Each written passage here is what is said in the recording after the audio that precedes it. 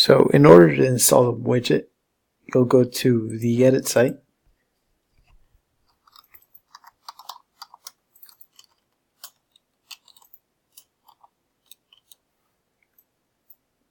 Wait for that to load. In the meantime, we can grab our widget. You'll go to account, edit account.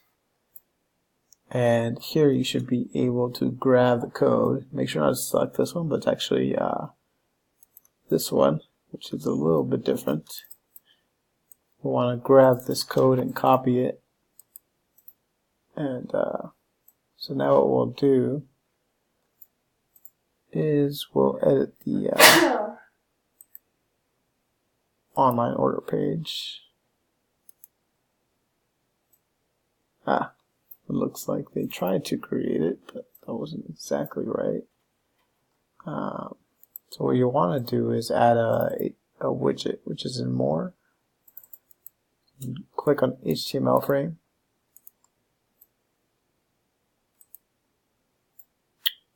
Then we can expand it to the full width and then make it a little bit taller.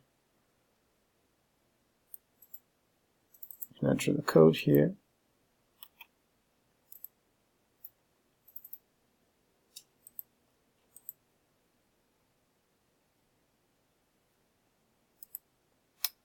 There you go. You can see it loaded.